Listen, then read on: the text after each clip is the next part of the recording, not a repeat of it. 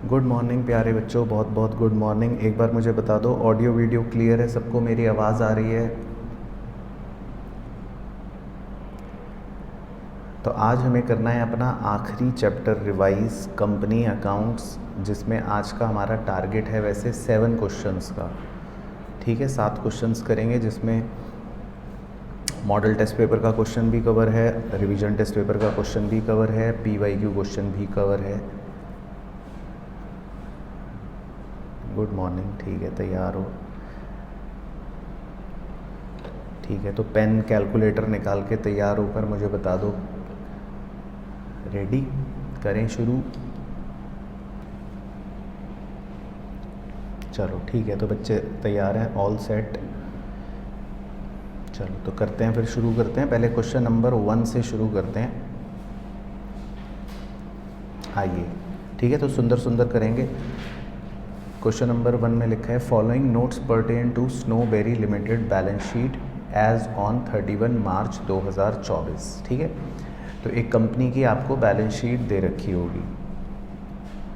इस balance sheet में आपको दे रखा है share capital authorised 20 crore, share of 10 each. उसके बाद issued and subscribed 10 crore equity share of 10 each और 2 crore 11% cumulative preference share of 10 each. ठीक है, बाकी called up and paid up दे रखा है 10 crore equity share of 10 each, 8 called up और 2 crore 11% cumulative preference share of 10 each fully called up and paid up. ठीक है, बाकी रिजर्व एंड सरप्लस में दे रखा है आपको capital reserve, capital redemption reserve, security premium, general reserve. ठीक है, और PNL अकाउंट। फिर लिखी है मेन कहानी, on 2 April 2024 the company made the final call on equity shares. तो पहले तो कंपनी ने इक्विटी शेयर्स के 2 रुपये की फाइनल कॉल कर ली। The entire money was received in the month of April, सारे पैसे मिल गए। On 1 June the company decided to issue equity holders bonus shares at the rate of 2 share for every 5 share है। तो bonus share जो है वो issue करे जा रहे हैं। For this purpose it is decided to utilize the capital reserve to the maximum possible extent. ठीक है, pass the journal entry for the above mention transactions, also prepare the notes on share capital and reserve and surplus relevant to the balance sheet immediately after the issue of bonus share. चलो ठीक है, तो 10 number का question है। Basically 10 number आपके divided हैं journal entries के लिए भी और जो आप नोट्स बनाओगे उसके लिए भी। तो चलो पहले लिखते हैं, फिर कैसे करोगे एग्ज़ाम में बताओ। सॉल्यूशन, हाँ नहीं वो तो है ही है। सबसे पहले एग्ज़ाम में तो सीधा धैं धैं धैं शुरू कर दोगे या कुछ फॉर्मेट भी? हाँ, तो सबसे पहले लिखना in the books of snobbery limited. चलो ठीक है, तो एक क्वेश्चन में थोड़ा अच्छे से प्रेजेंट करके कर लेते हैं। तो in the books of snobbery limited.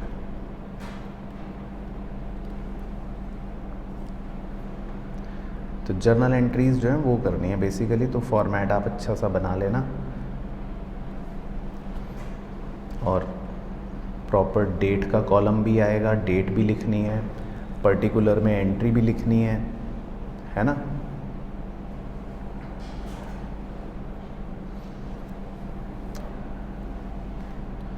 तो सबसे पहले तो हमको क्या करना है, जो भी फाइनल कॉल है वो ड्यू करनी है।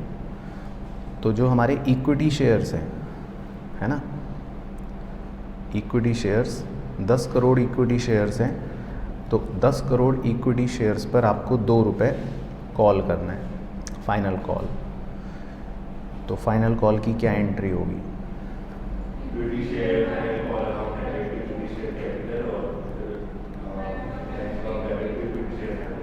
सही, तो पहली तो लिख लेते हैं equity share final call account debit to equity share capital account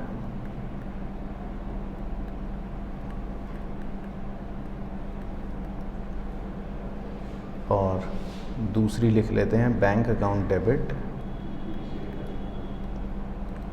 to equity share final call account.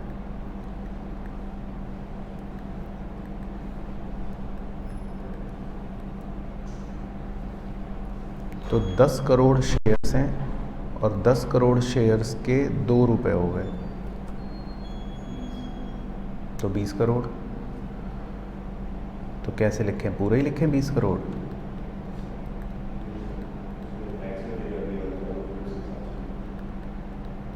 या फिर क्या करें? अच्छा, लैक्स में भी लिख सकते हैं, तो 2000 लैक्स में भी लिख सकते हैं। चलो ठीक है। तो खैर मुझे तो डर नहीं लगता इन सब फिगर से। 20 करोड़ तो मतलब इतने रुपए तो मैं रात को तकिए के नीचे रख के सोता हूँ, तो मैं तो पूरे ही लिख लेता हूँ। तो 20 करोड़ ठीक है। तो फाइनल कॉल के पैसे हमने पहले मांग लिए। अब उसके बाद हमको क्या करना है, बोनस शेयर इशू करना है। तो बोनस शेयर इशू करने का रेट दे रखा है, 2 शेयर इशू करेंगे हर 5 के बदले में। तो 10 करोड़ शेयर्स हैं हमारे, तो निकालो कितने हो गए, 4 करोड़ शेयर्स। ठीक है, तो 4 करोड़ शेयर्स जो हैं वो हमें बोनस शेयर्स के इशू करने। ठीक है, तो अब बोनस शेयर इशू करने के लिए जो पैसा है वो कहाँ कहाँ से निकालते हैं, किस ऑर्डर में निकालते हैं? सबसे पहले तो कैपिटल रिडम्पशन रिजर्व, फिर उसके बाद कैपिटल रिजर्व भी, ये वाला ऊपर वाला भी, फिर सिक्योरिटी प्रीमियम भी, फिर जनरल रिजर्व भी, और अगर पैसे कम पड़ गए तब भी तो। हाँ ठीक है, तो इसी ऑर्डर में लिख लेते हैं। तो पहले कैपिटल रिडम्पशन रिजर्व लिख लेते हैं, तारीख लिख लेते हैं जून 1। तो capital redemption reserve account debit, तो कितने रुपए, 1000 लाख का मतलब हो गया 10 करोड़। दूसरा लिख लेते हैं कैपिटल रिजर्व अकाउंट डेबिट,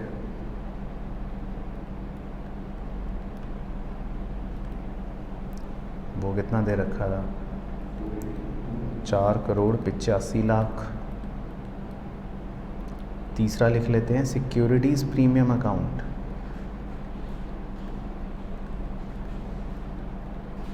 वो दे रखा था 20 करोड़।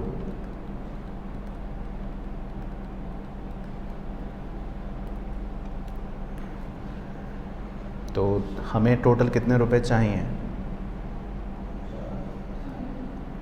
40 करोड़, है ना, क्योंकि 4 करोड़ शेयर्स हैं और 4 करोड़ शेयर 10 रुपये ईच के, मतलब हो गए 40 करोड़ रुपए। तो to bonus to share holder में तो 40 करोड़ रुपए लिख लेंगे। तो ये बताओ जनरल रिजर्व से आप कितने रुपए लोगे? बस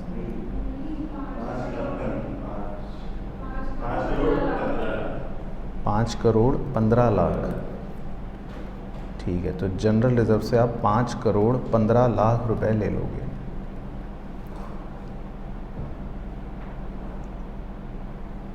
ठीक है, तो पीएनएल की ज़रूरत नहीं पड़ेगी।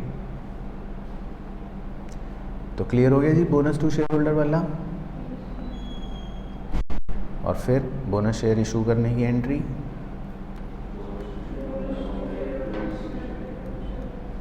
सही, bonus to share holder account debit 40 crore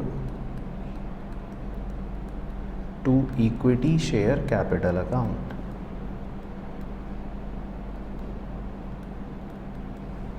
to equity share capital account 40 crore.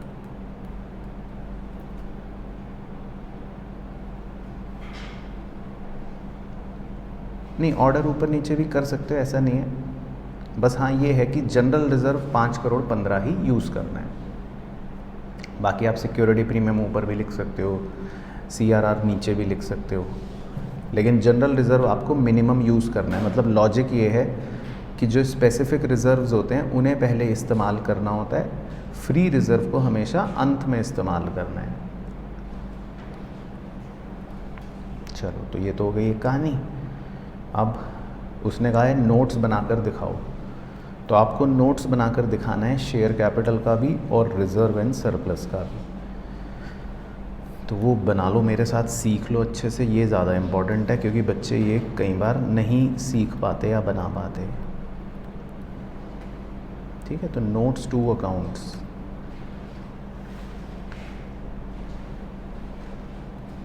तो इसमें बस 2 ही कॉलम बनाते हैं। तो ऐसा करते हैं, रुपी इन लैक्स लिख लेते हैं, है ना, करोड़ करोड़ में आपको नहीं तो डर लगता है। ठीक है, चलो तो हम पहले 1 नोट बनाते हैं शेयर कैपिटल का। तो अब शेयर कैपिटल का कैसे बनाना है नोट, पूरा नोट आप अच्छे से देख लो। हाँ, पहले तो क्या लिखना है, ऑथोराइज्ड शेयर कैपिटल, राइट। तो वो वहीं से कॉपी कर लेते हैं, देखो। ठीक है, ऑथोराइज वाला तो यहीं से कॉपी कर लो, 20 करोड़ शेयर ऑफ 10 ईच। ठीक है, बाकी हेडिंग लिख लेते हैं, ऑथोराइज्ड शेयर कैपिटल। ठीक है, और इसके नीचे 20 करोड़ शेयर्स ऑफ 10 ईच।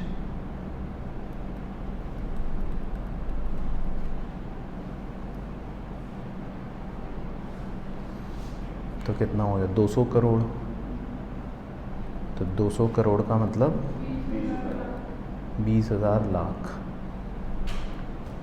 है ना। तो ये तो उसने दे ही रखा है वैसे।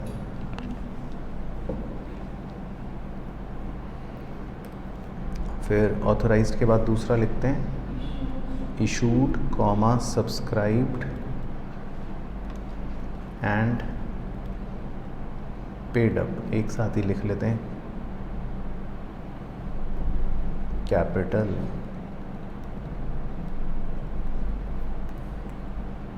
ठीक है, तो एक बार ऊपर से देख लेते हैं। तो हमारे पास 10 करोड़ इक्विटी शेयर्स थे और कितने और कर दिए issue,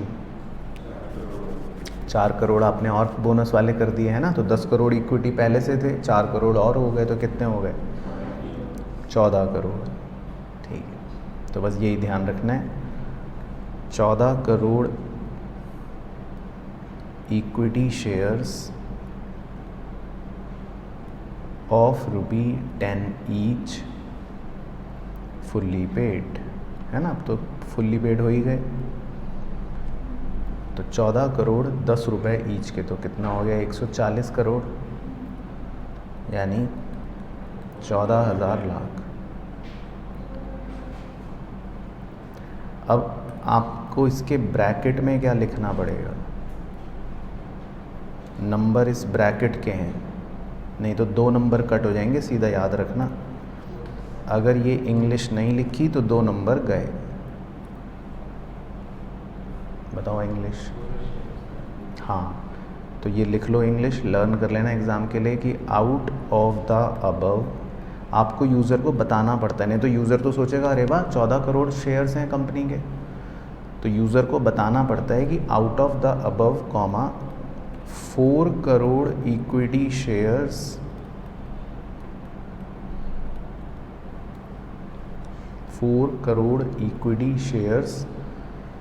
of ₹10 each were issued by way of bonus। चलो 2 नंबर पक्के। तो ये ज़रा सी इंग्लिश 2 नंबर की है, ठीक है। तो समझ गए, क्लियर हो गया। तो 14 करोड़ तो इक्विटी शेयर्स हो गए इशूड, और क्या थे अपने पास, हाँ 2 crore comma 11% cumulative preference shares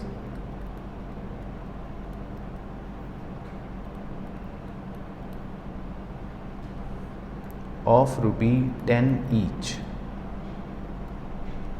fully paid, वो तो एज इट इज़ कॉपी कर लेते हैं क्योंकि प्रेफरेंस शेयर तो पूरे ही थे हमारे पास। तो 2000, तो ये हो गया टोटल 16,000। तो शेयर कैपिटल तो हमारा 16,000 हो गया।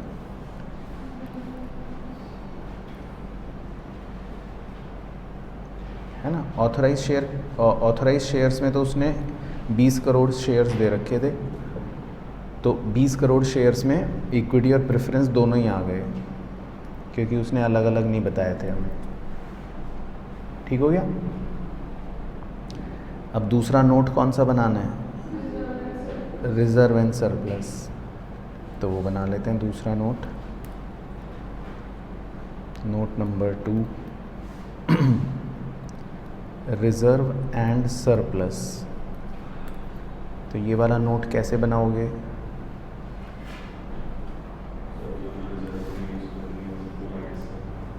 हाँ, मतलब वो पहले तो सारे ओरिजिनल फिगर लिख लेते हैं, जैसे डेमो कर लेते हैं। पहला एक रिज़र्व था हमारा कैपिटल रिज़र्व 485, फिर क्या लिखोगे उसमें से? लेस, इंग्लिश लिखनी है, यूटिलाइज्ड फॉर बोनस शेयर्स। तो कई बार जल्दबाजी में हम क्या करते हैं, हम सीधा बस माइनस करके लिख लेते हैं 485। कुछ बच्चे तो माइनस भी नहीं दिखाते, सीधा ज़ीरो लिख के दिखा देंगे, कैपिटल रिजर्व ज़ीरो। एग्जामिनर और यूज़र अपने आप समझते रहेंगे कि भैया कहाँ गया। तो समझ गए। तो आपके नंबर आंसर के नहीं हैं, आपको नंबर किस चीज़ के मिलेंगे? अंग्रेज़ी के। हाँ, अंग्रेज़ी के प्रेजेंटेशन के। तो ये इंग्लिश ऐसे ही लिखनी है। इसी तरह कैपिटल रिडम्पशन रिजर्व, वो आपको कितना दे रखा था? 1000।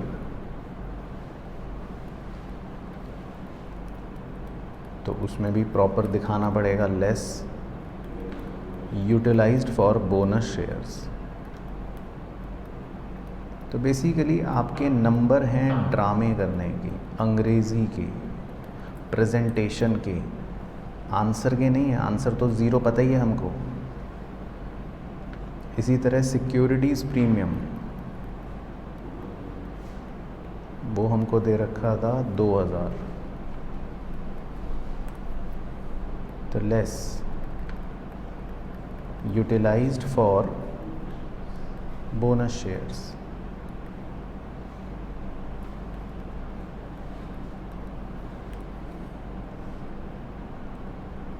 नील। फिर कौन सा दे रखा था? जनरल रिजर्व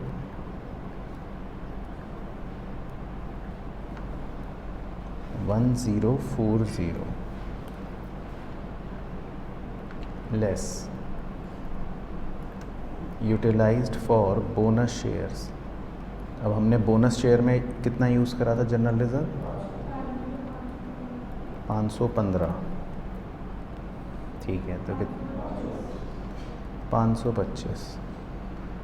और फिर उसके बाद सरप्लस जो बचा था, that is balance in statement of P&L,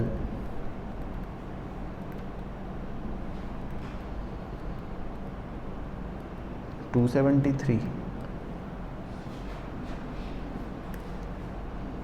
तो बस इन्हें जोड़ लेते हैं।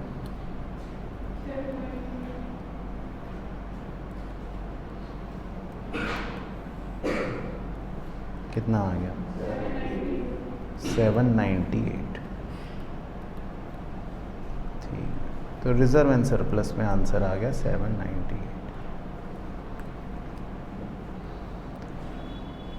ठीक है, तो क्लियर हो गया। तो 10 नंबर के लिए सही है। तो कभी भी बोनस शेयर इशू करना हो या फिर उसके बाद प्रेजेंटेशन पूछे तो फिर ये तरीके से कर लेंगे। ओके, चलो ठीक है। तो क्लियर है ऑनलाइन की चीज़? तो एक बार आप भी बता दो भाइयों बहनों।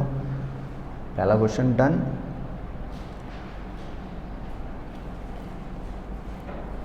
चलो okay, question number 2। Question number 2 में अब लिखा है the books of Rishabh limited showed the following balances on 31 दिसंबर 2024। तो ऋषभ लिमिटेड की बुक्स के कुछ बैलेंस आपको दे रखे हैं, तो एक बार नज़र मार लो। 60,000 इक्विटी शेयर्स हैं of 10 each fully paid. 36,000 12% redeemable preference share है ऑफ 10 ईच फुल्ली पेड, ठीक है। 4,000 10% रिडीमेबल प्रेफरेंस शेयर्स हैं of 10 each, 8 paid up. All shares bracket में लिखा है इशूड ऑन 1 अप्रैल 2024, ठीक है। तो अब देखो ध्यान से, जो ये वाले 4,000 शेयर्स हैं, ये वाले जिन्हें मैं लाल कलर अंडरलाइन कर रहा हूँ, ये अभी फुल्ली पेड नहीं है ना, ये फुल्ली पेड नहीं है। और ये सारे शेयर्स आपने अभी इसी साल 9 महीने पहले ही इशू करें, 1 अप्रैल को। तो आगे जाकर अभी प्रेफरेंस शेयर्स शायद रिडीम होंगे, आगे जाके प्रेफरेंस शेयर्स जो हैं रिडीम होंगे, है ना। ये देखो लिखा भी है कि preference shares are redeemed on 1 January. तो आपको ये ध्यान रखना है कि कौन से प्रेफरेंस शेयर रिडीम करोगे आप, जो फुल्ली पेड है। इसीलिए मैंने इनको पीला पट्टा पहले ही कर दिया, ओके हो गया। तो हम सिर्फ 36,000 प्रेफरेंस शेयर्स को ही रिडीम करेंगे, क्योंकि वो फुल्ली पेड है और वो पुराने हैं। 4,000 वाले तो अभी फुल्ली पेड भी नहीं है, और ये तो अभी अभी ताज़े इशू हुए हैं, अभी 9 महीने पहले। तो 9 महीने के अंदर थोड़ी ना कोई रिडीम करता है कंपनी, तो इनको रिडीम नहीं करना है, ठीक है। तो ये पहचानने का तरीका हो गया। अच्छा, बाकी लिखा है undistributed reserve and surplus stood as PNL 160, general reserve 240, security premium 30,000 और कैपिटल रिजर्व 42, ठीक है। फॉर रिडम्शन, अब रिडम्शन करने के लिए क्या कर रही है कंपनी, हाँ 6,000 equity share of 10 each issue कर रही है एट 10% प्रीमियम, ठीक है। तो ये तो सुबह सुबह वो जो पैसे का जुगाड़ करती है कंपनी, नए शेयर्स इशू करती है, वो हो गया। At the same time 12% preference shares are redeemed on 1 January at a premium of 2 rupee per share. फिर अपने प्रेफरेंस शेयर्स को रिडीम कर रही है, और देखो लिखा भी है 12% प्रेफरेंस शेयर। तो 12% प्रेफरेंस शेयर मतलब कौन से वाले, यही जो फुल्ली पेड है, क्योंकि वही 12% वाले हैं ना। The where abouts of the holder of 200 shares of 10 each fully paid are not known. 200 share holders जो हैं वो लापता हैं, तो इसका मतलब आप उन्हें पे नहीं कर पाए। और फिर उसके बाद लिखा है the bonus issue of equity share was made at par, 2 shares being issued for every 5 held on the date out of the capital redemption reserve। बाद में कंपनी ने बोनस शेयर भी इशू कर दिए, ठीक है। However equity shares issued for redemption are not eligible for bonus, okay. तो कह रहा है जो ये हरे कलर वाले 6,000 इक्विटी शेयर आपने इशू करे हैं, इनको बोनस शेयर नहीं देना।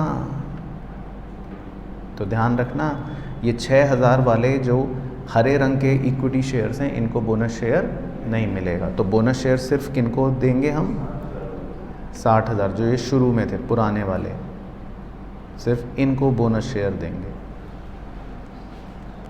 चलो, तो show the necessary journal entry to record the transaction, 10 number का बेहतरीन क्वेश्चन है, इग्नोर डेट कॉलम, ठीक है।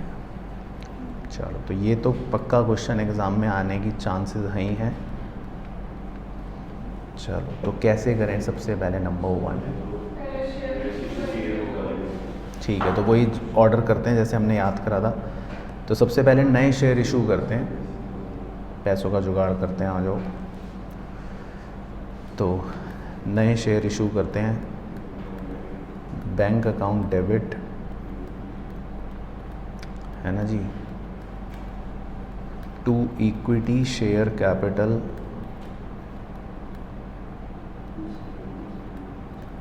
छः 6,000 शेयर्स हैं 10 ईच के,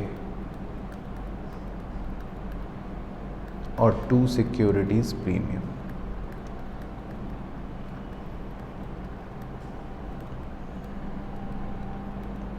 प्रीमियम शायद 1 रुपये का है, क्योंकि 10% मतलब 1 रुपये ही हो गया।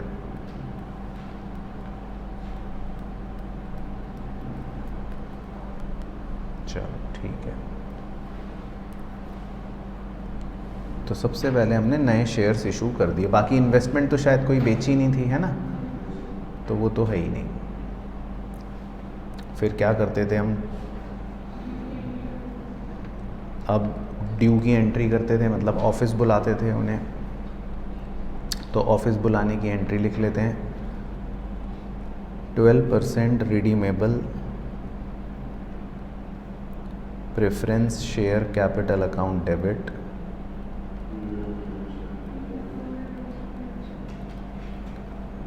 कितने थे प्रेफरेंस शेयर हमारे, 36,000 है ना, और ऑफ 10 ईच,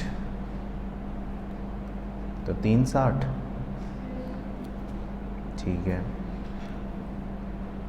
तो 12% redeemable preference share capital account debit 3,60,000, premium on redemption account debit. अब प्रीमियम हम कितना दे रहे हैं इनको, शायद 2 रुपये का, एक बार देख लें। हाँ, प्रीमियम लिखा था ऑफ 2 रुपये, तो 36,000 शेयर इंटू 2 रुपये 72,000 to preference share holder account.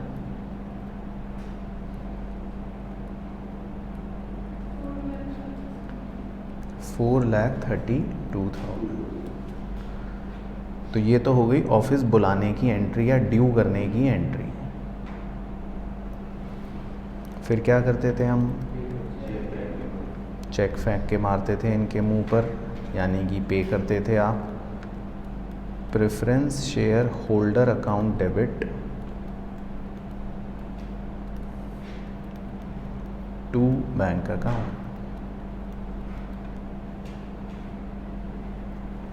चलो, तो कितने रुपए इनके मुंह पर मारोगे आप,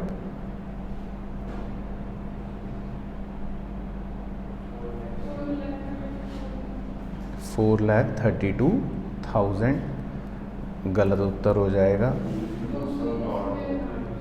200 लोग लापता थे ना, 200 लोग क्या थे, लापता, याद आ गया। तो आप सिर्फ कितने लोगों को ही पे कर पाओगे, टोटल तो 36,000 लोग थे, लेकिन 200 लोगों को क्या बोला था क्वेश्चन ने, क्या है वो तो लापता हो गए थे, याद आ गया क्वेश्चन। तो आप सिर्फ कितने लोगों को ही पे कर पाओगे, 35,800।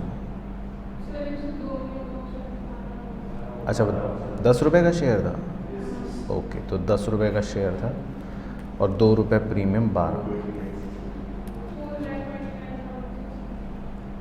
4,29,600, ओके।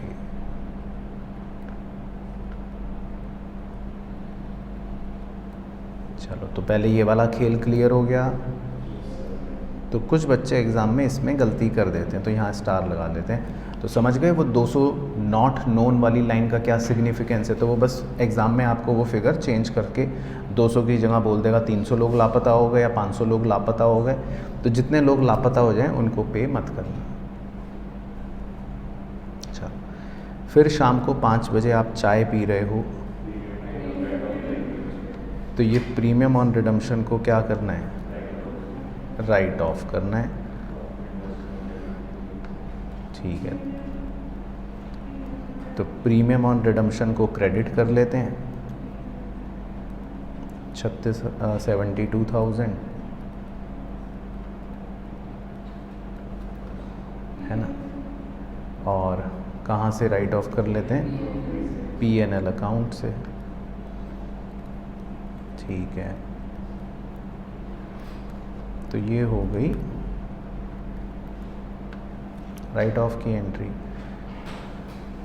उसके बाद आप कुछ जेल जाने से बचने के लिए क्या एक कंपलसरी काम करना है, CRR क्रिएट करना है ना, कैपिटल रिडम्पशन रिजर्व क्रिएट करना है, राइट। तो पहले तो क्रेडिट कर लेता हूँ कैपिटल रिडम्पशन रिजर्व,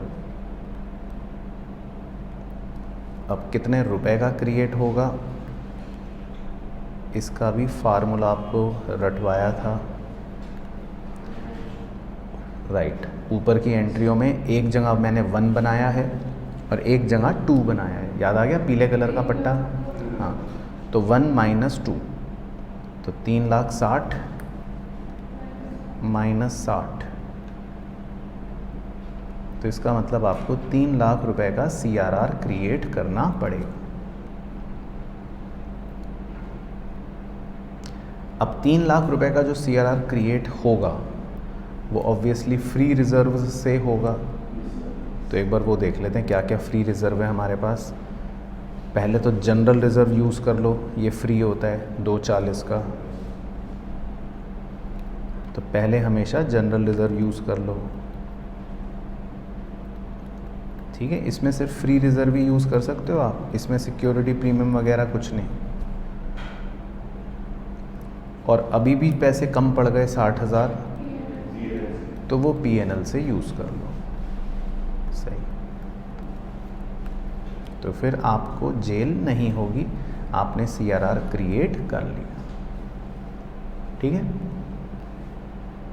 चलो तो पहले यहाँ तक बताओ, कोई टेंशन? यहाँ तक ओके। चलो अब नहीं, CRR की वर्किंग मत दिखाओ, आपको वर्किंग नहीं दिखानी CRR की। अब बोनस शेयर कह रहा है इशू करने थे, 2 शेयर इशू करने हैं हर 5 के बदले में, तो 60,000 इक्विटी शेयर के बदले में कितने बोनस शेयर हो गए? श्योर? 24,000, ठीक है। तो 24,000 बोनस शेयर्स इशू करते हैं, तो 24,000 बोनस शेयर का मतलब हो गया कि आपको कितने रुपए चाहिए? 2,40,000 रुपये, ठीक है। तो 24,000 बोनस शेयर्स इशू हो गए, यानी कि 2,40,000 आपको बोनस टू शेयर होल्डर लिखना है। अब उसका पैसा कहाँ से ले लोगे आप?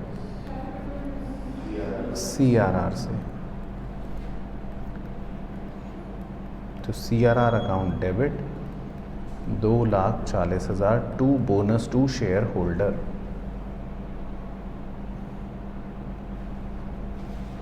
और फिर last entry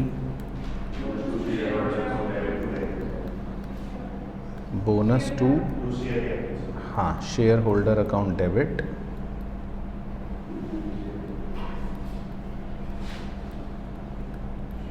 to equity share capital account.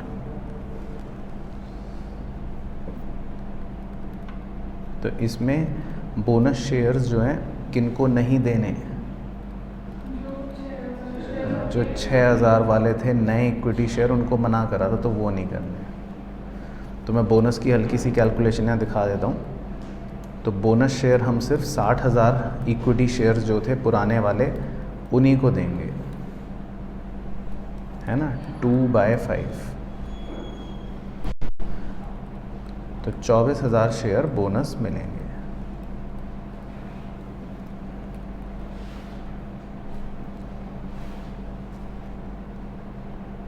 है ना। तो क्लियर है? बताओ ऑनलाइन के चाहिए तो वो लास्ट लाइन में देखो लिखा भी था कि जो 6,000 इक्विटी शेयर आपने नए इशू करे हैं उन्हें बोनस शेयर नहीं मिलेगा, तो उनको बोनस शेयर नहीं देने। बोनस शेयर आपको सिर्फ पुराने वाले इक्विटी शेयर होल्डर्स को ही देने। तो क्लियर हो गया पूरा क्वेश्चन? ठीक है, तो बताओ ऑनलाइन के चीज़ तो क्लियर है? यहाँ तक कोई भी डाउट इस क्वेश्चन में? सारी एंट्री बिल्कुल ओके? चलो बहुत बढ़िया। तो बढ़ते हैं अगले प्रश्न की तरफ। Question number 3। क्वेश्चन नंबर 3 भी 10 नंबर का क्वेश्चन है, एक मज़ेदार चटपटा सा क्वेश्चन है। पढ़ते हैं इसमें क्या है। तो क्वेश्चन नंबर 3 में कह रहा है XYZ an unlisted company issued 6,000 12% debenture of 100 each at a discount of 5% on 1 April 2021। ठीक है, तो एक कंपनी ने 6000 डिबेंचर्स इशू करे, और वैसे तो डिबेंचर है 100 ईच का, और डिस्काउंट पर इशू करे 5 रुपये के, मतलब 95 पर। ठीक है। Interest is payable annually on 31 March every year. तो 12% डिबेंचर है, मतलब आपको 12% इंटरेस्ट हर साल 31 मार्च को देना है। तो 31 मार्च 2022 को इंटरेस्ट दोगे, फिर 31 मार्च 2023 को इंटरेस्ट दोगे, फिर 31 मार्च 2024 को इंटरेस्ट दोगे। तो इंटरेस्ट एक बार कैलकुलेटर पर ही निकाल लो, 6000 डिबेंचर इंटू 100 इंटू 12%, 72,000। ठीक है, 72 ही आ रहा है। ठीक है, तो हर साल 72,000 का इंटरेस्ट दोगे, या मतलब जो भी है वो तो निकाल लेंगे हम। तो आई लिख देता हूँ, बस आई का मतलब है इंटरेस्ट देना है। अच्छा जी, फिर लिखा है the debentures are redeemable at a premium of 10%। Okay, अब आप इनको प्रीमियम पर रिडीम करोगे, मतलब इनको एक्स्ट्रा पैसे भी दोगे 10 रुपये, इन 3 इक्वल एनुअल इंस्टॉलमेंट्स। तो आप इन 6000 डिबेंचर्स को एक साथ रिडीम नहीं कर रहे, 3 बार रिडीम कर रहे हो। पहले 2000 डिबेंचर्स, फिर 2000, फिर 2000। तो 3 बार इनको रिडीम किया जा रहा है डिबेंचर्स को, और प्रीमियम पर रिडीम करना है, ये ध्यान रखना है। The company invested in specified securities for the redemption of debenture. तो क्योंकि डिबेंचर रिडीम करने तो आपको इन्वेस्ट भी करना पड़ेगा, वो रूल याद ही होगा आपको, है ना, DRRI याद है, 15%। तो कह रहे वो कंपनी ने कर लिया। Entire loss on issue to be booked in the first year. कह रहे जो लॉस होगा इशू का वो पहले साल ही पूरा P&L में बुक कर लेना। ठीक है, कर लेंगे। You are required to pass journal entry for all the 3 years. कह रहे 3 वर्षों की एंट्रियाँ करके दिखाओ। चलो, तो पहले साल की तो मैं कर लेता हूँ, क्योंकि उसमें थोड़ा चटपटी बातें होंगी। तो पहले इशू की एंट्री से ही शुरू करते हैं। 1 अप्रैल 2021।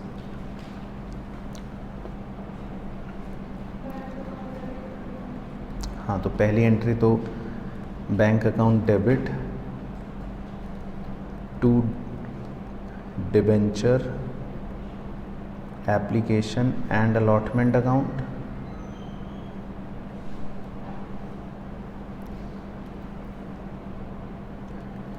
तो 6000 डिबेंचर आपने 95 रुपये के इशू करे, 570। ठीक है, तो bank account debit to debenture application and allotment 570। और फिर सेकेंड एंट्री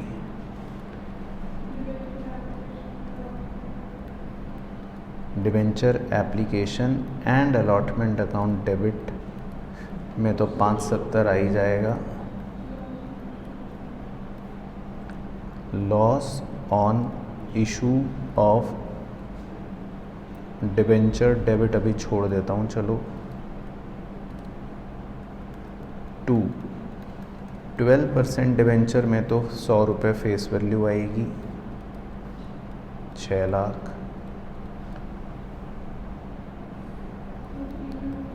और हम इन्हें रिडीम कर रहे हैं 10% प्रीमियम पर। तो प्रीमियम ऑन रिडम्पशन आएगा 10%, मतलब 60,000।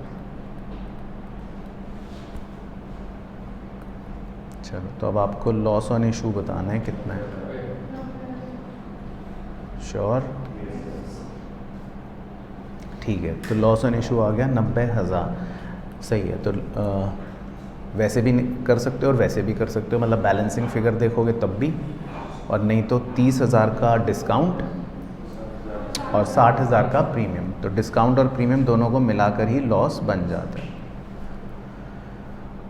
ओके हो गया?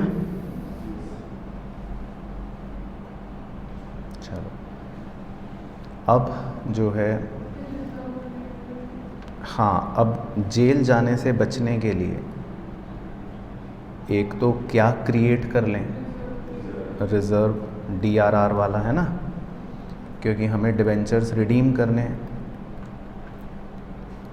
तो हमें एक DRR क्रिएट करना पड़ता है, मतलब डिबेंचर रिडम्पशन रिज़र्व, है ना। तो वो रूल याद ही होगा आपको, 10%। तो फेस वैल्यू ऑफ डिबेंचर जो है उसका 10%, तो 60,000 रुपये का DRR क्रिएट कर लेते हैं एक तो।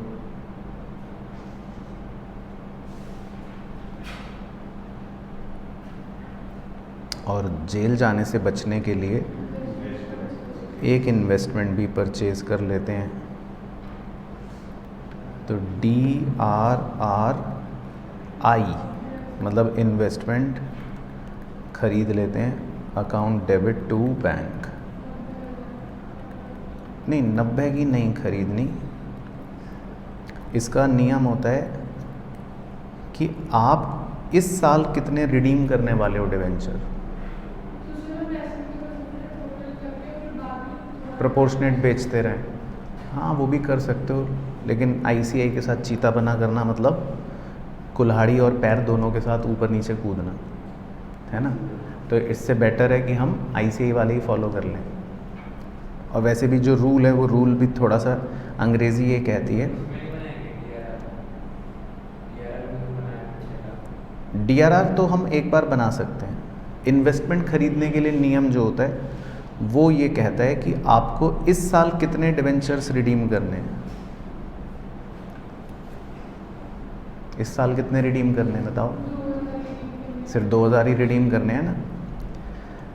तो आप सिर्फ 2 लाख रुपए जो फेस वैल्यू है, मतलब सिर्फ उतना ही इन्वेस्टमेंट खरीदो, 30,000। ठीक है भाइयों बहनों, तो यहाँ मैं 1 मिनट रुक रहा हूँ ताकि आप डाइजेस्ट कर लो, समझ गए, क्लियर हो गया जी। तो इन्वेस्टमेंट खरीदने का जो नियम होता है उसकी इंग्लिश वैसे ये होती है कि जितने भी डिबेंचर्स आप इस साल रिडीम कर रहे हो, तो देखो इस साल आप कितने रिडीम कर रहे हो, इस साल का मतलब है पहले साल, हाँ, आप सिर्फ 2000 डिबेंचर्स रिडीम कर रहे हो। तो कानून ये कहता है कि आपको 2000 डिबेंचर्स के हिसाब से इन्वेस्टमेंट खरीदनी चाहिए, तो हम कानून का पालन कर रहे हैं इसलिए, ठीक है ना। तो आप भी कानून के हिसाब से ही चलो, बाकी चीतापना मत करो। तो आप 2000 डिबेंचर्स के हिसाब से ही इन्वेस्टमेंट खरीद लो। तो ओके हो गया, तो पहले यहाँ तक बिल्कुल ओके। चलो, तो ये दोनों तो कंपलसरी एंट्री होती है, नहीं तो जेल हो जाएगी। चलो, तो ये तो सब 1 अप्रैल को कर ली हमने।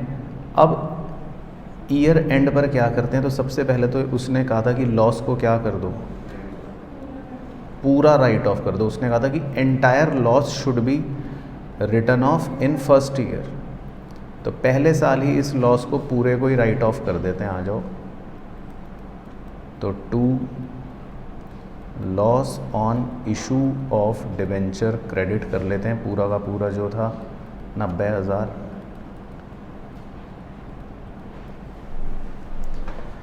और कहाँ से करें राइट ऑफ, PNL, है ना। तो ईयर एंड पर 31 मार्च की डेट डाल लेना, PNL account debit to loss on issue of debenture.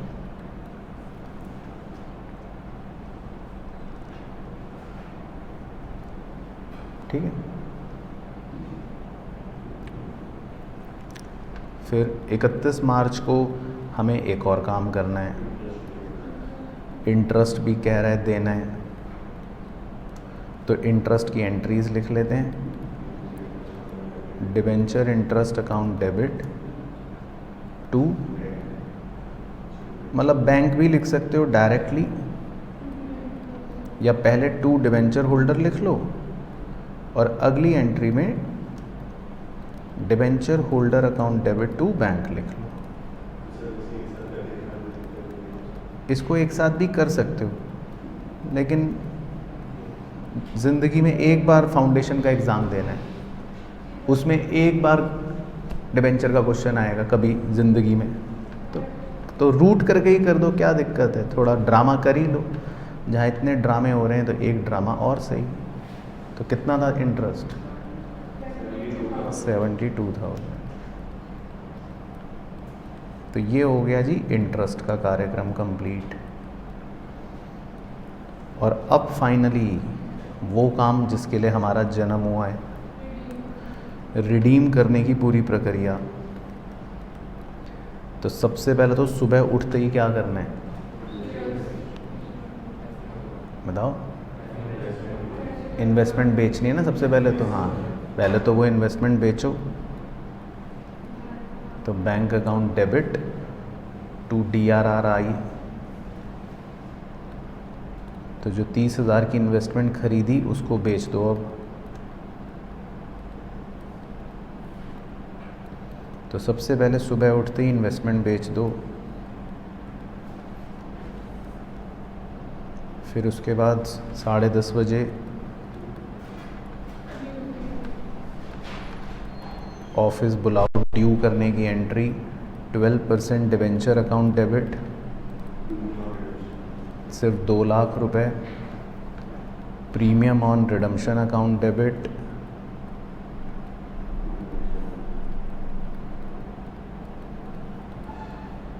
%10 बोले तो 20,000। To debenture holder,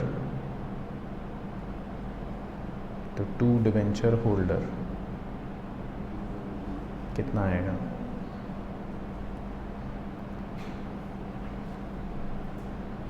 $2,20,000।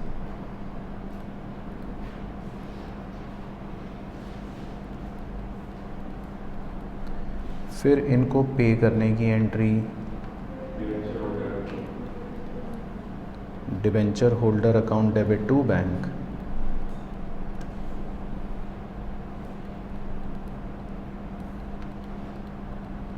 $2,20,000। फिर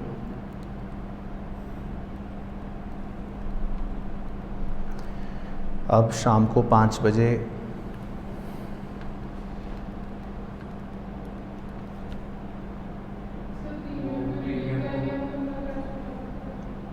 क्या कर चुके? प्रीमियम को राइट ऑफ कर दिया।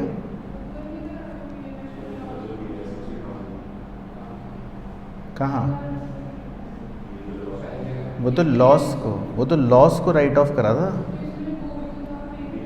नहीं, ये तो लॉस एक अलग चीज़ होती है।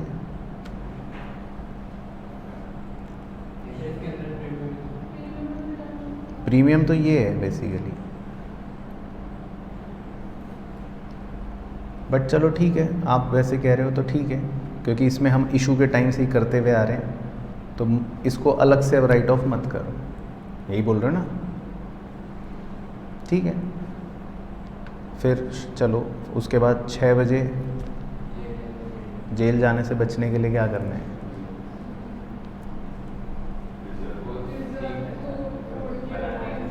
जो हाँ DRR जो है, जो आपने बना रखी है, उसको फोड़कर वापस से क्या करना है? फ्री,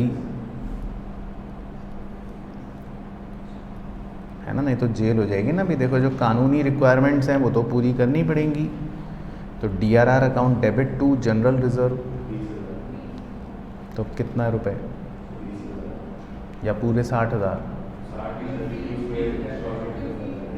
हाँ, समझ गए ना? तो DRR तो वैसे आपने 60,000 का बना रखा है, लेकिन अभी आपने सारे रिडीम नहीं करे। अभी आपने सिर्फ 2,000 डिबेंचर्स ही रिडीम करें, तो DRR भी सिर्फ कितना ही फोड़ोगे? सिर्फ 20,000।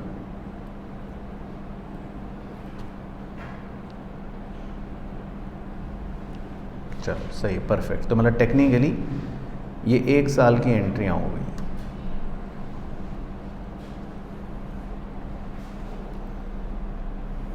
अब सेकेंड ईयर शुरू करते हैं 1 अप्रैल 2022। तो 1 अप्रैल 2022 को बताओ सबसे पहले काम क्या करोगे? इन्वेस्टमेंट खरीदोगे, है ना, जेल जाने से बचने के लिए। DRR investment account debit to bank.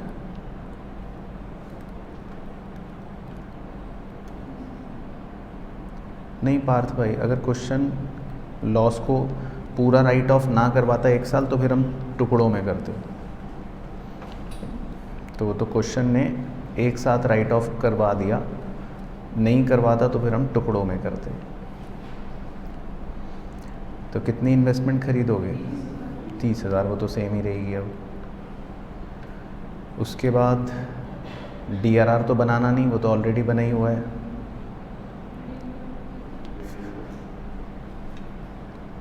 और फिर अब ईयर एंड पर क्या क्या करें? अब पहले तो डिबेंचर इंटरेस्ट की,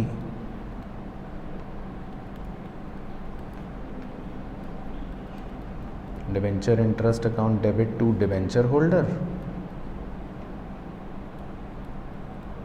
और फिर debenture holder account debit to bank.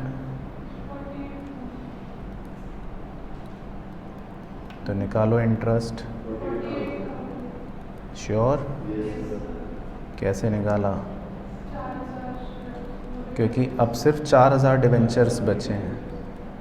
सही, 2,000 डिबेंचर तो हम रिडीम कर चुके थे ना। तो कितना आ गया इंटरेस्ट? 48,000। ठीक है, सही। तो ये दे दिया इंटरेस्ट। अब रिडम्पशन, तो 31 मार्च को अब सबसे पहला काम क्या करना है? इन्वेस्टमेंट बेचना है। तो 30,000 की इन्वेस्टमेंट बेच दो। Bank account debit to DRRI। तो ये बेची इन्वेस्टमेंट। उसके बाद फिर ड्यू करने की entry, 12% debenture account debit, premium on redemption account debit 20,000 to debenture holder 2,20,000। फिर इनको पे करने की एंट्री,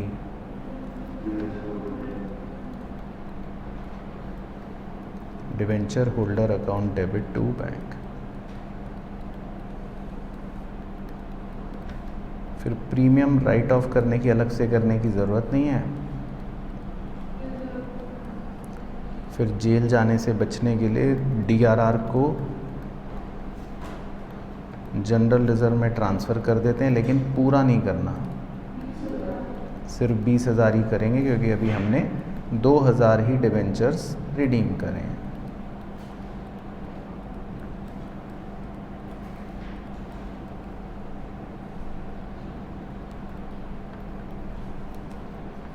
तो ये हो गई एक तरह से 2 साल की एंट्री। तो बताओ, कोई टेंशन, दिक्कत, परेशानी? क्लियर है बिल्कुल अच्छे से?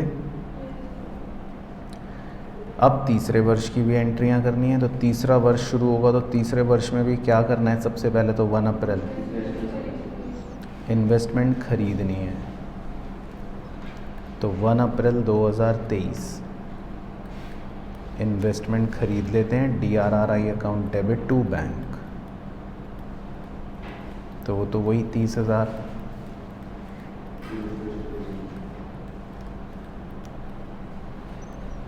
फिर 31 मार्च ईयर एंड पर इंटरेस्ट देने की एंट्री,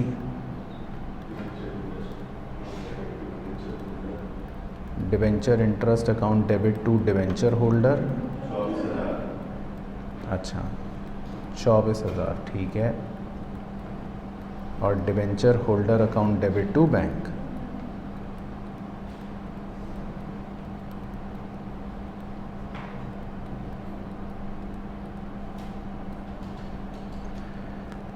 फिर रिडम्पशन करने की प्रक्रिया शुरू करते हैं। सबसे पहले इन्वेस्टमेंट बेच देते हैं। Bank account debit to DRRI,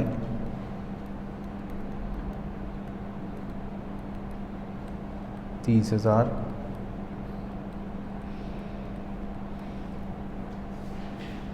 फिर ऑफिस बुलाने की एंट्री, मतलब due, 12% debenture account debit, premium on redemption account debit 20,000 to debenture holder 2,20,000। फिर पे करने की entry, debenture holder account debit to bank. तो ये 10 नंबर में क्वेश्चन आपको सही लग रहा है या बेकार है?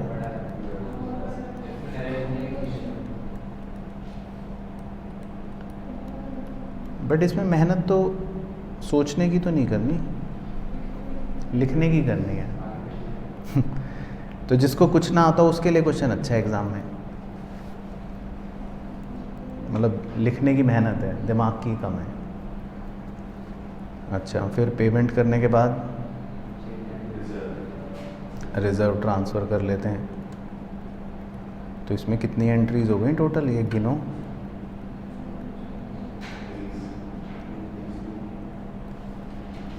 $20,000, 25 एंट्रीज हो गई, 3 साल की एंट्रियाँ हो गई ना। ठीक है, तो बेकार है क्वेश्चन, 10 नंबर के लिए 25 एंट्रियाँ करनी। बट ओके हो गया, कॉन्सेप्ट तो समझ आ गया। तो कॉन्सेप्ट के लिए अच्छा क्वेश्चन है, तो कर लिया एक बार रिवीजन के लिए। चलो, बट समझ आ गया, ओके। तो बताओ ऑनलाइन की चीज़ तो क्लियर है भाइयों बहनों? चलो, तो अब आपका फेवरेट क्वेश्चन आ रहा है 4th, जिसके लिए आप हमेशा से उत्सुक रहते हो।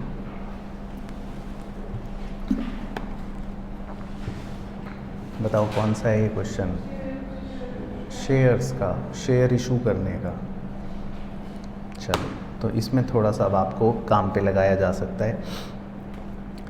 Kunal limited invited application for issuing 30,000 equity share of 10 each.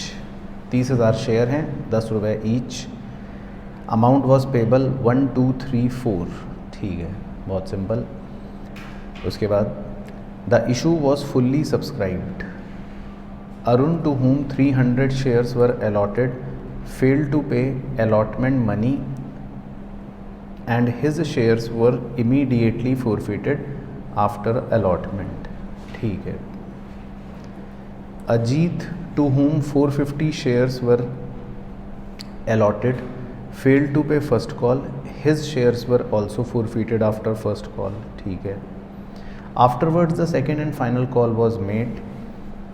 Mohan, to whom 150 shares were allotted, failed to pay second and final call.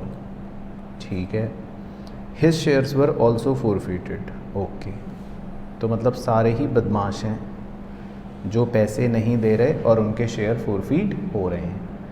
All the forfeited shares were reissued at ₹9, fully paid up. तो pass necessary journal entry in the books of year. चलो ठीक है, तो पहले ये आप करके देखोगे ट्राई, तो सिंपल इशू का। चलो ठीक है, तो पहले आप करो, फिर मैं आपसे पूछ के एंट्री वेंट्री कर लूँगा, है ना। तो calls in arrear account open कर लेना, इसमें वैसे लिखने के बता देता हूँ, है ना। और तो मतलब कॉल्स इन अरियर अकाउंट हमेशा ओपन करके ही करा करो आप एंट्री। ठीक है, तो 3 लाख शेयर्स हैं टोटल, तो वो ऊपर लिखा है। 30,000 शेयर्स हैं, सॉरी 30,000 शेयर्स हैं टोटल, और 10 रुपये का शेयर है। 1, 2, 3, 4 उसका ब्रेकअप है। तो यहाँ छोटा सा ऐसे ड्राइंग बना देता हूँ। तो 10 रुपये का शेयर है और उसका ब्रेकअप है 1, 2, 3 और 4।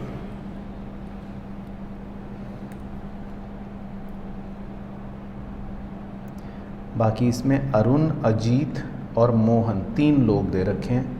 वो भी ऐसे ही बना लेता हूँ आपके लिए। अरुण, अजीत और मोहन।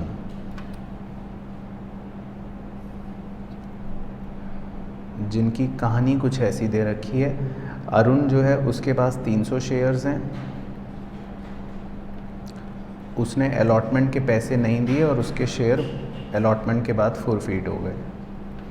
अजीत के पास 450 शेयर्स हैं और अजीत ने फ़र्स्ट कॉल के पैसे नहीं दिए, उसके शेयर फ़र्स्ट कॉल के बाद फॉरफिट हो गए हैं।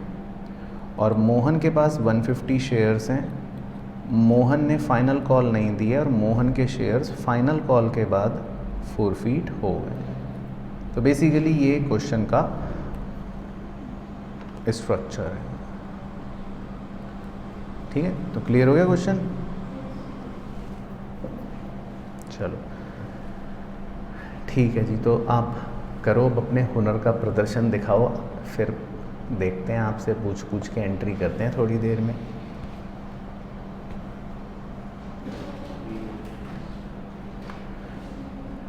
हाँ जी, करें एंट्री, कितना आ रहा है? चलो कर लेते हैं। बाकी क्वेश्चन पहले समझ आ गया था।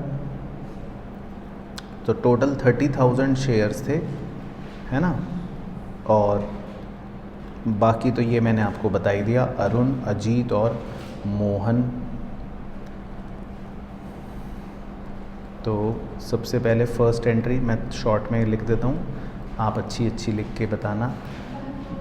Bank account debit to equity share application account, ठीक है, कितने रुपए? 30,000।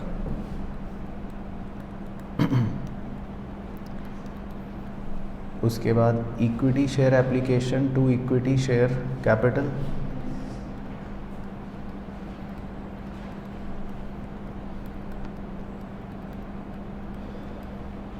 वो भी 30,000, ठीक है। उसके बाद अलॉटमेंट की equity share allotment account debit to equity share capital account, 60,000, ठीक है। Bank account debit call in arrear account debit to equity share allotment, bank में कितना? ठीक है, और कॉल सिनेरियर 600, ठीक है, सही हो गया। अब इसके बाद शेयर फॉरफिट हो रहे हैं, तो पांचवी एंट्री शेयर फॉरफिट की,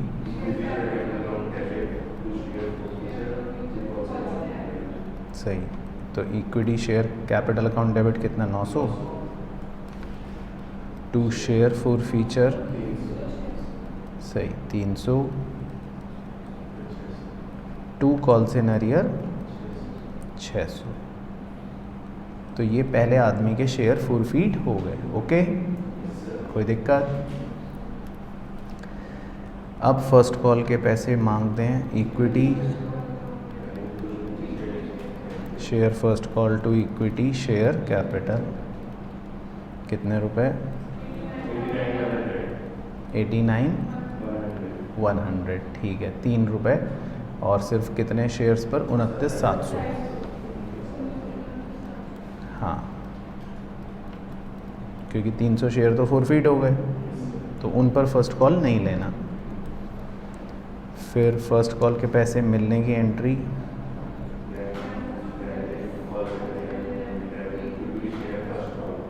ठीक है। अब फर्स्ट कॉल पे भी एक आदमी ने पैसे नहीं दिए थे, तो 87,750 और 1350 कॉल सिनेरियर। ओके, फिर सेकंड नहीं, पहले, हाँ, पहले इसके शेयर अब फॉरफिट हो जाएंगे। शेयर कैपिटल अकाउंट डेबिट कितने रुपए? 2700, टू शेयर फॉरफीचर 1350 और टू कॉल सिनेरियर 1350। तो दूसरे बदमाश ने भी पैसे नहीं दिए और उसके भी शेयर हो गए फॉरफीट। फिर उसके बाद कंपनी ने करी सेकंड और फाइनल कॉल, तो equity share final call account debit to equity share capital कितने रुपए? 1 लाख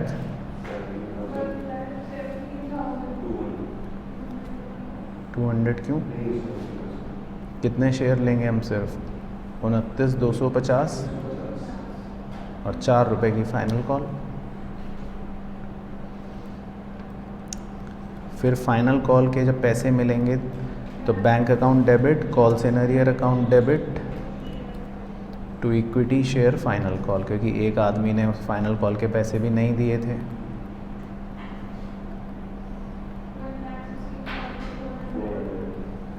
और 600 रुपये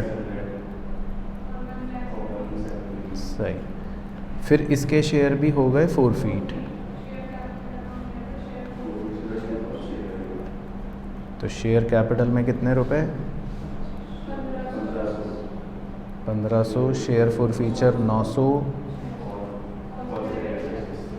कॉल सिनेरियर 600। परफेक्ट। तो 3 लोग, तीनों के शेयर फॉरफीट, तो कोई यहाँ तक टेंशन? उसके बाद शेयर रीइशू हो रहे थे, ठीक है, तो वो ऊपर कर देता हूँ यहाँ जगह का मैं।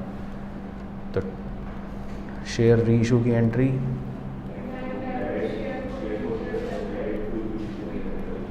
सही, तो सारी शेयर रीइशू हो गए थे वो तो, और 9 रुपए के, ठीक है। तो कितना हो गया? 8100, ठीक है। Share forfeiture debit 900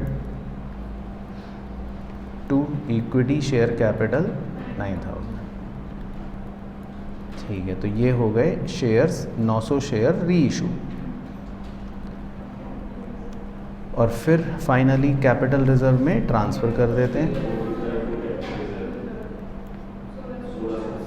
share forfeiture account debit to capital reserve 1650, यही आ रहा है सबका? सही आ रहा है 1650, ठीक है। 1650 कैसे आएगा? वो तीनों का वो वाला अमाउंट जोड़ लोगे, 300, हाँ 1350 दूसरे का था, 900 तीसरे का था, और माइनस 900 ऊपर जो डिस्काउंट दिया। चलो, तो अब बताओ जी, आप संतुष्ट हो? कोई टेंशन, दिक्कत, परेशानी? ये वैसे 15 नंबर का था, ठीक है, ओके हो गया, बट समझ आया? चलो, तो अब ये तो हो गए भारी भरकम क्वेश्चन। तो अब हम चलते हैं क्वेश्चन 5 पर। बस 3 क्वेश्चन बचे हैं जो दिमाग को शांत करने के लिए हैं आपके। तो पहले क्वेश्चन नंबर 5 करते हैं। एक चटपटा सवाल है 5 नंबर का एग्ज़ाम का। चलो, तो देखें क्या है चटपटा सवाल।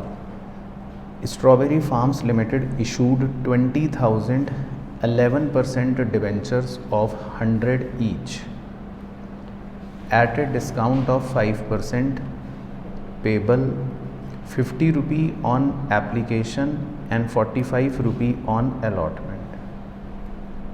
तो इसका मतलब डिस्काउंट जो है वो 5 रुपये अलॉटमेंट के टाइम पर माना जाएगा।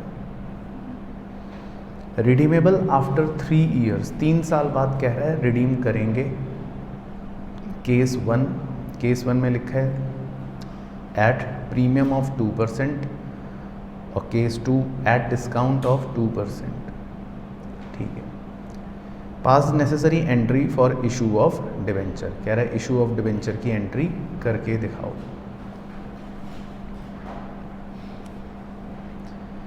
चलो, तो कर लेते हैं, जो साथ साथ ही कर लेते हैं अगर आप कह रहे हो तो।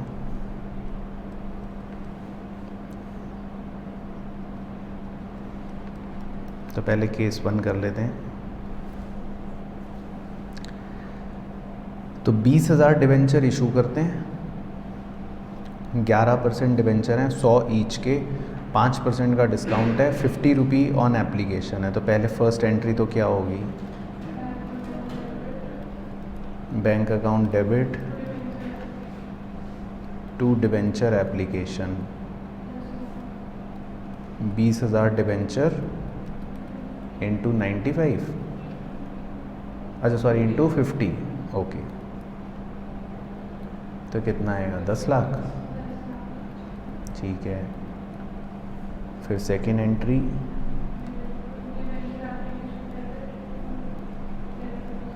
Debenture application account debit to 11% debenture account, 10 lakh.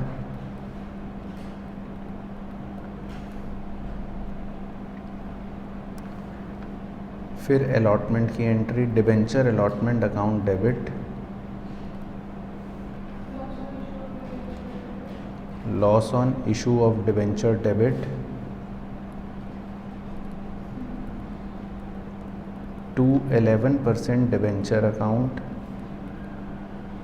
तो इसमें तो आप लिख लोगे फेस वैल्यू, वो तो पूरी 50 ही लिखनी पड़ेगी, है ना। और पहले केस में हम प्रीमियम पर रिडीम कर रहे हैं, कितना प्रीमियम दे रहे हैं, 2%। तो कितना आ गया प्रीमियम ऑन रिडम्पशन, 20,000।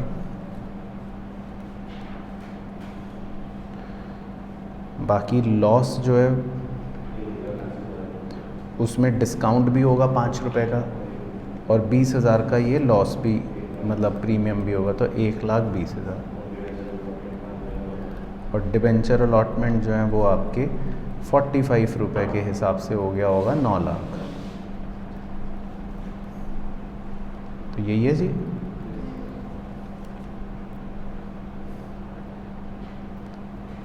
और फिर चौथी entry, bank account debit to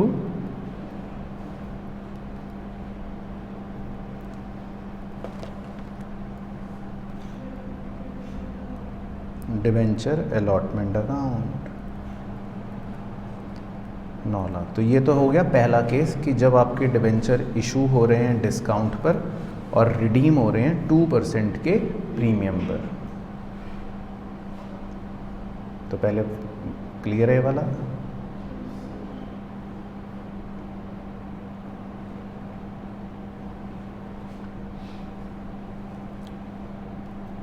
तो डिस्काउंट जो था 5% हो गया, है ना, 5 रुपये 1 लाख, और 2% प्रीमियम हो गया। अच्छा, प्रीमियम ऑन रिडम्पशन 2% का मतलब 2 रुपये हो गया ना। तो 40,000 नहीं आएगा प्रीमियम,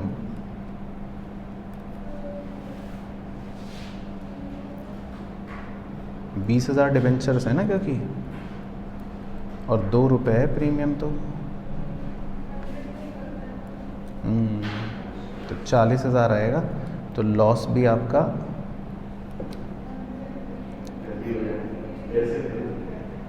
तो तुम दोनों की वजह से मेरे भी कर दी।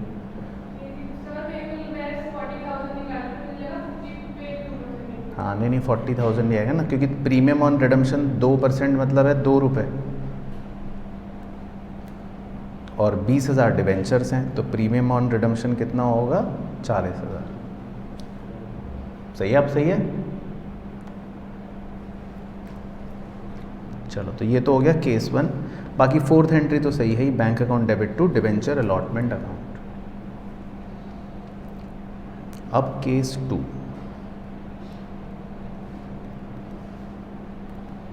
केस 2 में एप्लीकेशन और अलॉटमेंट की एंट्री करते हैं। केस 2 क्या है एक बार देख लो चाहे फिर भी। केस 2 में कह रहा है कि रिडीम करेंगे हम डिबेंचर एट डिस्काउंट ऑफ 2%।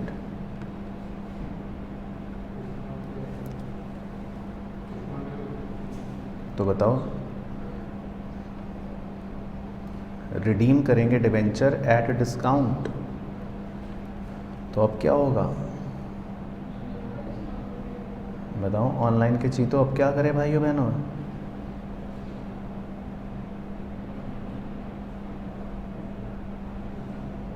तो ये आपने पढ़ रखा है वैसे? क्यों नहीं पढ़ा? नहीं, 12th में नहीं था कि क्या गुरुदेव? ये होता ही नहीं है। रिडम्पशन डिस्काउंट पर करना मतलब अलाउ नहीं होता, या अलाउ कह लो, या कंजर्वेटिव प्रिंसिपल के तहत हम इसकी रिकॉर्डिंग नहीं कर सकते। तो इसको बाय डिफ़ॉल्ट माना ये जाता है एट पार। तो ये क्वेश्चन की चाल है। तो बहुत सारे बच्चे एग्ज़ाम में डर जाते हैं जब वो ये देखते हैं कि अरे रिडम्पशन एट डिस्काउंट हो रहा है, तो वो घबरा जाते हैं। तो जब भी रिडम्पशन एट डिस्काउंट हो, आप उस पर वाइटनर लगा के लिख लेना एट पार।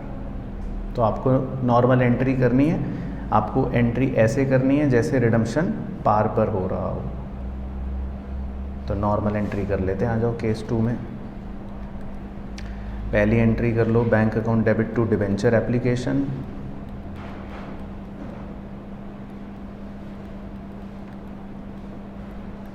तो 20,000 डिबेंचर, 50 रुपये की एप्लीकेशन।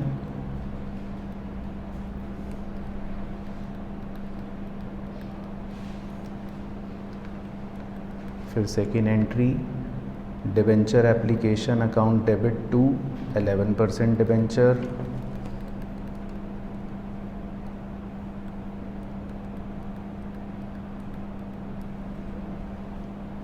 फिर third entry, debenture allotment account debit, discount on issue of debenture debit.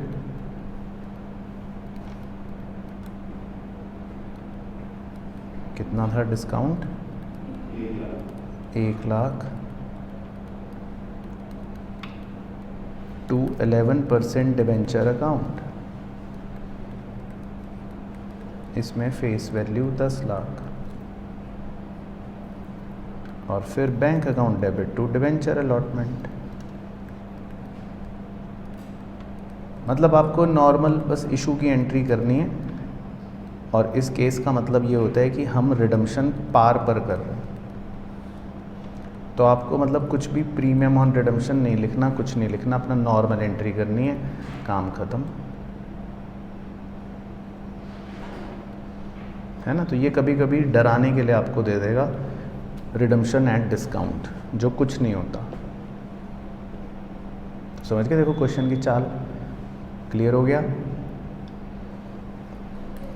चलो, तो पिछले देखो 5 क्वेश्चनों से आपने क्या करा? मुंशीगिरी करी। तो अब मुझे ऐसा लग रहा है आप बहुत सारी मुंशीगिरी करके थक गए होंगे। तो अब एक ऐसा क्वेश्चन दिया जाए जिसमें मुंशीगिरी ना हो। बट पहले यहाँ तक बताओ, यहाँ तक ओके है? इसमें खाली इशू की एंट्री करने को बोला था क्वेश्चन ने, इसलिए खाली इशू की कर रहे हैं, इंटरेस्ट इंटरेस्ट राइट ऑफ की नहीं कर रहे।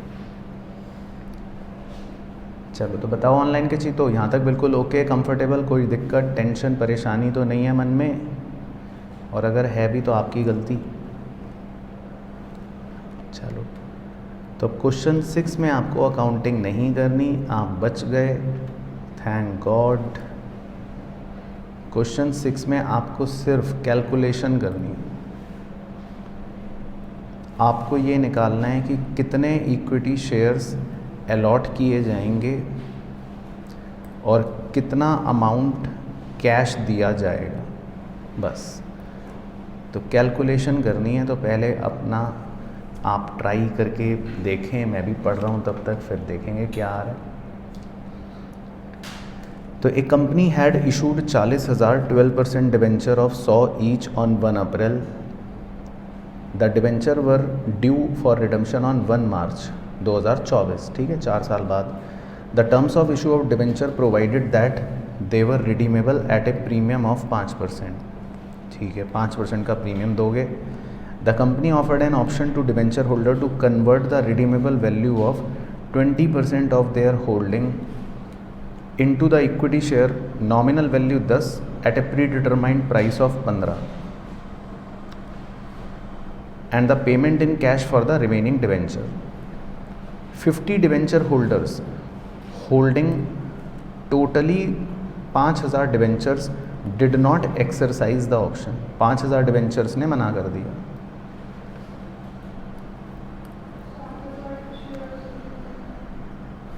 तो पहले तो ये निकालो कि कितने मतलब इक्विटी शेयर इशू करोगे। 7,000 इक्विटी शेयर इशू होंगे।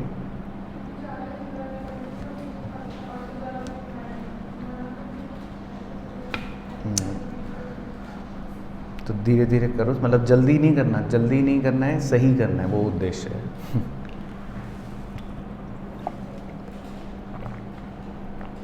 तो टेक योर टाइम, आराम से करें।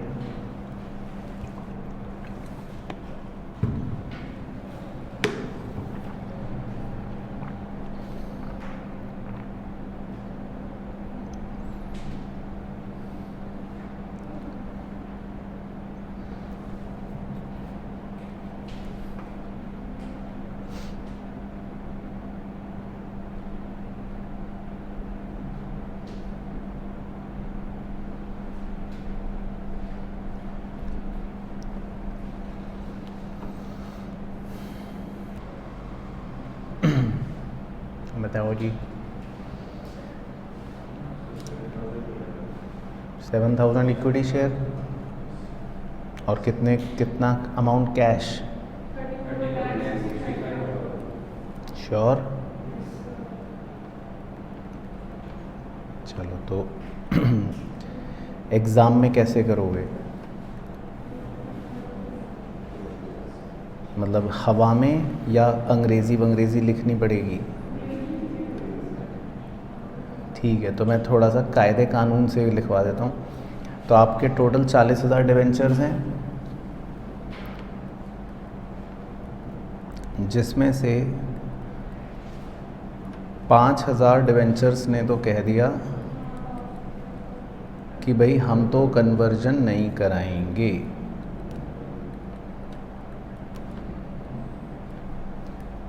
तो इसका मतलब कितने डिवेंचर्स कन्वर्ट हो रहे हैं?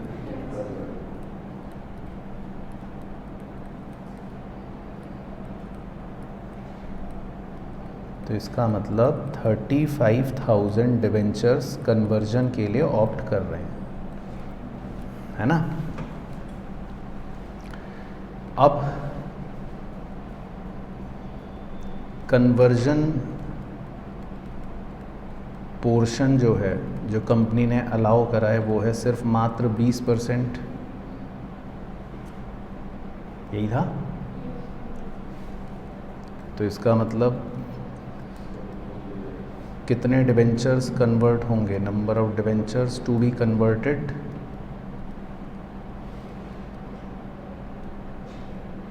7,000।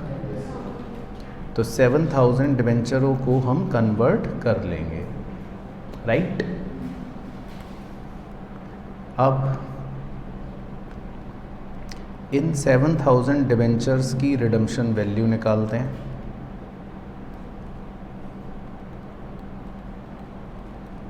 हम एक डिवेंचर को कितने रुपए दे रहे हैं? 105। मतलब 100 का डिवेंचर था, 5% प्रीमियम 105। तो कितने रुपए दे रहे हो? 7,35,000 रुपये। और एक इक्विटी शेयर जो है उसका हम इशू प्राइस क्या दे रहे हैं? 15 रुपये। तो therefore number of equity shares to be issued, तो आप कितने शेयर्स इशू करोगे?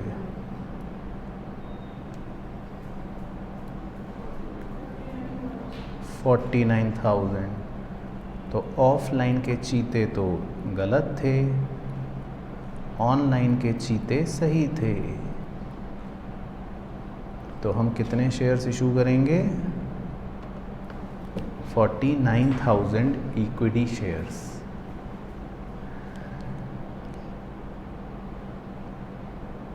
तो पहले यहाँ तक लिख लो, देख लो, फिर सोचते हैं आगे। तो 49,000 इक्विटी शेयर्स आपको इशू करने पड़ेंगे। तो ये तो हो गया पहला पार्ट।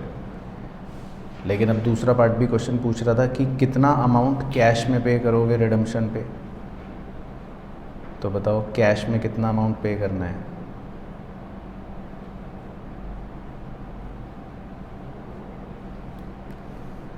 वो निकाला।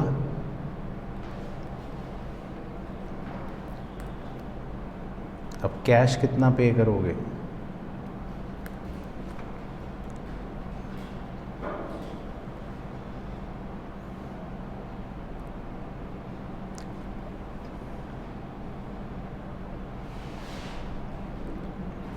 बताओ। तो 40,000 डिवेंचर्स थे टोटल, है ना। और अगर आप पहले टोटल देखो, पहले ऐसे टोटल भी देख सकते हो, 40,000 डिवेंचर्स टोटल थे। तो अगर आप पूरा का पूरा ही कैश देते, सबको पूरा कैश दे देते, तो 40,000 डिवेंचरों को आप 105 रुपये दे देते, है ना, अगर वैसे सोचे तो। लेकिन इसमें से कितने रुपए आपको कैश में नहीं देने पड़ रहे? 7,35,000 रुपये, क्योंकि आप 7,35,000 रुपये के बदले में तो शेयर्स दे रहे हो। तो ये हटा दो बस, तो आंसर सही। तो ये आंसर वैसे आपने सही बताया था ना, 34,65,000।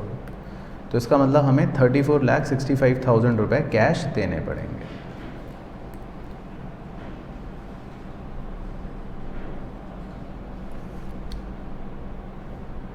है ना। और अगर आपको ऐसे नहीं निकालना डायरेक्टली, मान लो आपको लगता है कि नहीं मेरी तो मोटी बुद्धि है, तो फिर आप छोटे बच्चों की तरह अलग अलग निकाल लो। जैसे पहले तो 5,000 लोग थे जिन्होंने कन्वर्जन नहीं कराया, उन्हें पूरे पैसे दे दो।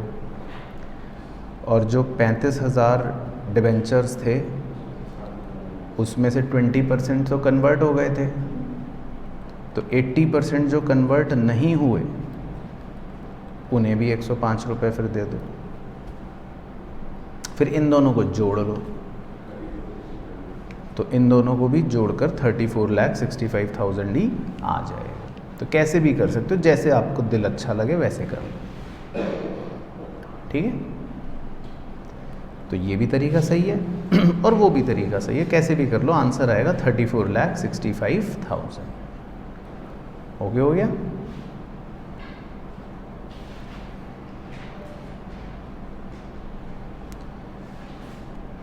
चलो जी, उसके बाद क्वेश्चन नंबर 7, लास्ट क्वेश्चन। हाँ, वो भी कर सकते हो, सीधा 33,000 को ही कैश दे दो।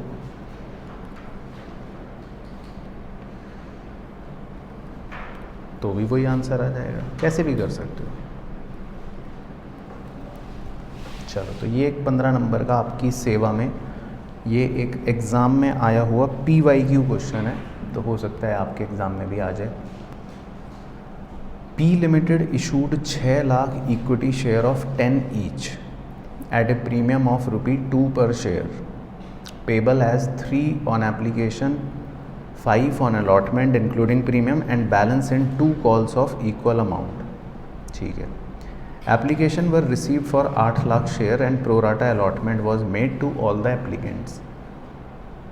The excess application money was adjusted towards allotment। Harish, to whom 1,600 shares were allotted, failed to pay both calls and his shares were forfeited subsequently after second call। You are required to pass journal entries in the books of P Limited and prepare bank account। चलो ठीक है, तो पहले आपको दूं try करने के लिए? बोलो हाँ। ठीक है, तो करो, पहले आप करो। तो पहले 5 से 10 मिनट आप लो, फिर मैं पीछे पीछे आऊँगा आपसे पूछ के। ठीक है, तो करके देखो। तो सीधा डायरेक्ट क्वेश्चन है। वैसे तो टोटल 8 लाख एप्लीकेशंस आई हैं, 6 लाख अलॉट करे हैं, 10 रुपये का शेयर है। एक ही बदमाश है जो कॉल्स के पैसे नहीं दे रहा और उसके शेयर फॉरफीट हो गए, बस। रीइशू नहीं है इसमें कुछ।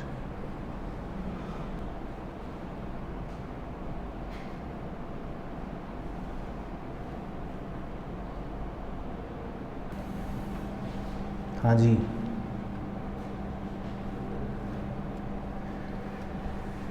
चलो तो मैं भी कर लेता हूँ आपसे पूछ के। पहले तो फर्स्ट एंट्री बताओ क्या करी आपने?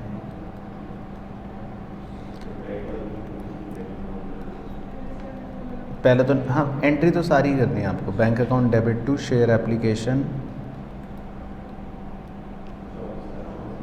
24 लाख, ठीक है। फिर उसके बाद share application account debit to equity share capital to equity share allotment.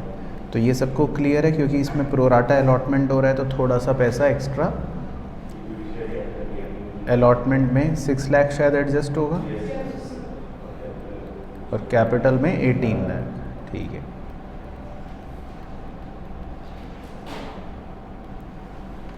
उसके बाद अलॉटमेंट की entry share allotment account debit to share capital to security premium, ठीक है। शेयर कैपिटल 18 लाख और सिक्योरिटी प्रीमियम शायद 12 लाख है ना। 3 रुपये वो था और 2 रुपये वो था, 30 लाख।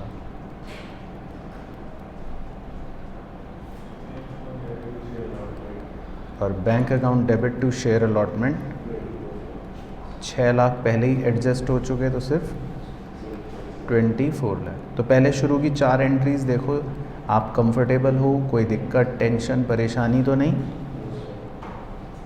ठीक है, बिल्कुल सही।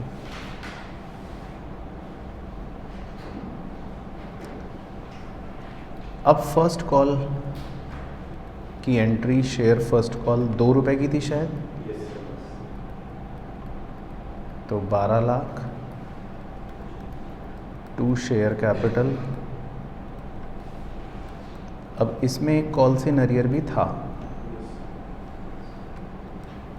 तो बैंक अकाउंट डेबिट कॉल से arrear account debit to share first call, call से नरियर 3200 11,96,800, ओके, ठीक है। तो इसमें कोई दिक्कत टेंशन तो नहीं? फिर उसके बाद इसी तरह second call share final call account debit to share capital, वो भी 2 रुपये की ही थी, 12 लाख, और उसमें भी कॉल से नरियर था और सेम ही अमाउंट रहेगा। चलो बहुत बढ़िया। तो बैंक अकाउंट डेबिट 11,96,800, कॉल से arrear debit 3,200 to share final call 12 lakh. और फिर शायद सेकंड कॉल के बाद उसके share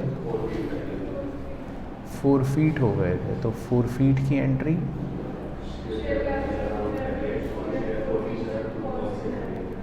share capital account debit to share forfeiture to call से नरियर, शेयर कैपिटल में 16,000, फोरफीचर में 9,600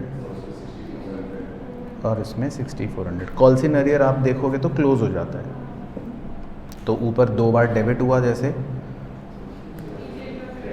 तो नीचे वो एक बार वही अमाउंट से क्रेडिट भी हो जाएगा, तो कॉल से नरियर अकाउंट जो है वो क्लोज हो जाता है। बस इसके बाद रीइशू तो मेरे ख्याल से नहीं था। फिर क्वेश्चन ने कहा था बैंक अकाउंट बना दो, तो इन एंट्रियों में देखकर आप बैंक अकाउंट बना सकते हो। तो ये तो एग्ज़ाम में 15 नंबर का क्वेश्चन कैसा है, सही है या बेकार है? तो ये तो सही लग रहा है। इसमें तो 9 एंट्रीज़ करनी है और एक अकाउंट बनाना है। तो बैंक अकाउंट में आपकी पोस्टिंग आ गई होगी पहले टू शेयर एप्लीकेशन, फिर टू शेयर अलॉटमेंट कितना, वो भी 24 लाख,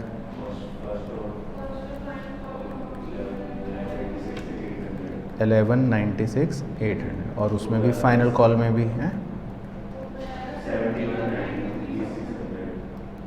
टोटल आएगा 71,93,600। तो यही बच जाएगा बैलेंस CD। चलो परफेक्ट, बहुत बढ़िया। तो 7 क्वेश्चन हो गए कंप्लीट सही टाइम से बिल्कुल। तो समझ आए लेकिन अच्छे से? तो हर तरह की कहानी क्लियर हो गई, कोई भी टेंशन दिक्कत तो नहीं? चलो ठीक है, बस परफेक्ट हो गया। तो यही करना था। बाकी वर्किंग नोट अगर आपको दिखाना है छोटा सा एग्ज़ाम में, तो प्रो राटा वाला आप वर्किंग नोट भी शो कर सकते हो। चलो ठीक है, ऑनलाइन किसी तो क्लियर हो गया सारा खेल अच्छे से? मुझे बता दो एक बार, ऑल डन? बाकी कॉल सेनर अकाउंट नहीं भी ओपन कर रहे तब भी चल जाएगा, कोई टेंशन नहीं है। ठीक है।